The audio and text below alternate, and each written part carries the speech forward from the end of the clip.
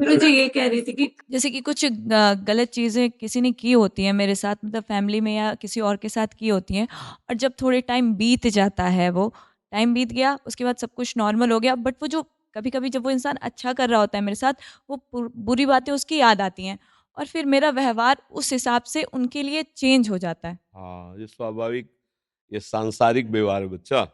इसको नष्ट करने के लिए परमार्थिक वृत्ति होनी चाहिए। देखो, सांसारिक वृत्ति और परमार्थिक में अंतर है। यही सांसारिक वृत्ति है। परमार्थिक वृत्ति ऐसी नहीं होती। इसको तुरंत देखा जाता है। पहली बात, जब आप परमार्थ में चलेंगी, तो भगवान ने इतनी सामर्थ्य सबको दी है कि गलत देख रहा है या गलत चेष्टा समझ में आ जाती है। हमको अपने को बचाना होता है। उसको भी बचाना होता है। हमें कहीं भी ऐसा अवसर नहीं देना कि सामने वाला गलत चेष्टा कर सके और हम अपने को बचा ना पावें। इतना अंतराय नहीं रखना। पहली ही दृष्टि में, ये कोई नहीं कह सकता कि मुझे पता नहीं था। पहली ही दृष्टि में भगवान आपको बता देते हैं कि गलत देख रहा है, गलत।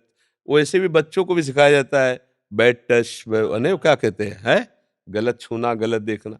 अब अगर परमार्थ में हम चल रहे, अचानक कोई ऐसा जो हमारे विचार से अलग है, फिर हमें विचार करना है कि हमारे भगवान, कोई हमारा ऐसा संस्कार है, कोई ऐसे हमारे पूर्व की प्रारब्ध की घटना है जिसके कारण ये हमें अशोभनीय या जलन वाली या दंडनीय ये क्रिया भोगनी पड़ी। परमार्थ का चिंतन।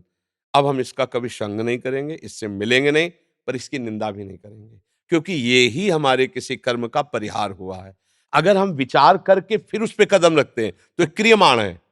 और अगर अचानक कोई ऐसा हमें दंड दे देता है तो ये प्रारब्ध है, जो हमारा पूर्व का किया हुआ कर्म, हमारे ना चाहने पर भी हमें गाली दे देना, गंदी दृष्टि से देख लेना, धक्का मार देना, कुछ भी, उसको इस रूप में हम अच्छा, इसके आगे जो क्रिया, मान लो कोई, तो उसमें हमारा कहीं भी किसी भी तरह का सहयोग नहीं होना चाहिए।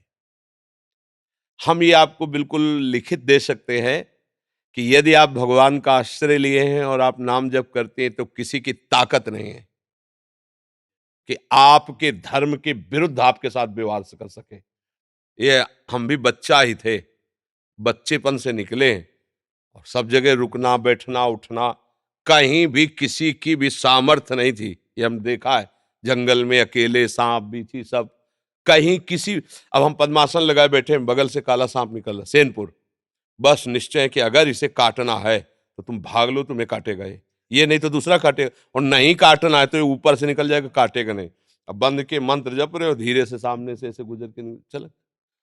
कोई भी यहां सृष्टि में हमारा बाल भी बांका नहीं कर सकता, हमारा कर्म ही हमको गिराएगा। और अगर हम भजन कर रहे हैं तो उस कर्म को भी भगवान रोकेंगे। बच्चा, घृणा, नफरत, द्वेष, ये हमें सदैव क्लेश ही देंगे। इनका त्याग करना चाहिए, भगवान का आश्रय लेना चाहिए। भगवान ही बचा सकते हैं, वही हमारी बुद्धि को शुद्ध कर सकते हैं। नहीं तो जगत में जो इस समय भगवत विहीन आचरण चल रहे हैं, ये बड़े भयावह हैं, ये बड़े दुखदाई हैं। बचो, भगवान का आश्रय लेकर, जो आपके मित्र, जो आपके परिवार के हैं, उनको बचाओ, उनको सुख प्रदान करो, जीवन का लाभ यही है।